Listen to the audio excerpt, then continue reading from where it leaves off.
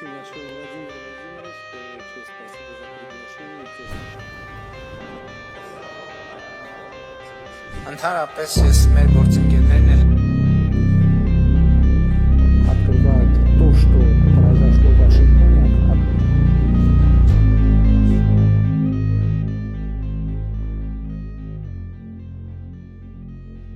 Russia has warned Armenia that it could lose access to cheap gas, oil, and key trade benefits if it continues moving toward European Union membership. The warning comes just days before Armenia's June 7th election, intensifying pressure on Prime Minister Nikol Pashinyan as Moscow pushes back against Yerevan's westward shift. On possible termination of agreements on preferential gas and oil supplies. There is a discounted price. This can be higher, lower, or subject to review. Companies may raise this issue. It's a corporate matter, and Gazprom should be contacted regarding it. But I haven't heard anything about any denunciation. Of course, benefits always come at a cost. What Armenia gains isn't entirely free. This benefit is at Russia's expense. It's our contribution to Armenia's development. Armenia is a fraternal nation, and this country has always been and remains our brotherly partner. But let's be clear, it's at our expense.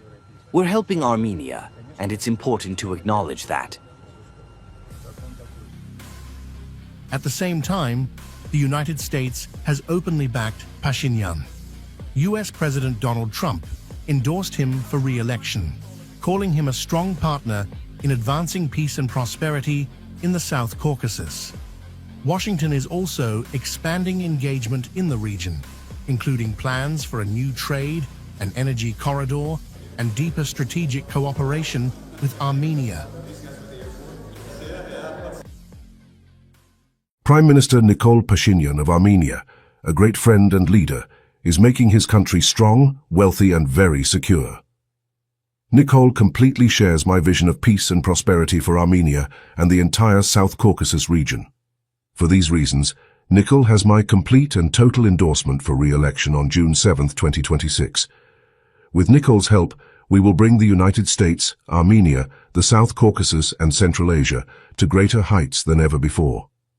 Make Armenia great again. The Kremlin insists Armenia cannot remain in the Russian-led Eurasian Economic Union while pursuing EU accession. Kremlin spokesperson Dmitry Peskov warned the two paths are incompatible, stressing Armenia's economy relies heavily on Russian energy subsidies and preferential trade. Moscow has also hinted those advantages are not guaranteed if Yerevan continues its EU trajectory.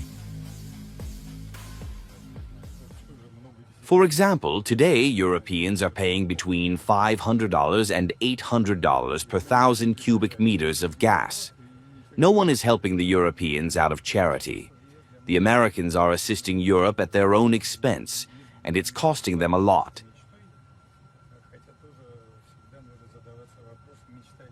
Of course, no one can persuade Armenia to change its stance, especially since they've already legislated on this matter. But some clarifications will be necessary. The main thing for us is that Armenia's actions do not harm our own integration efforts. This remains our top priority.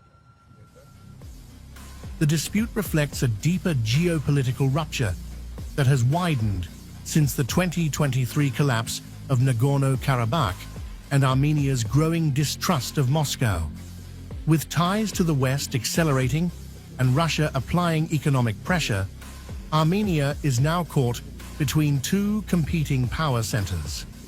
As the election approaches, the result will determine whether Yerevan deepens its Western pivot or remains anchored within Russia's sphere of influence.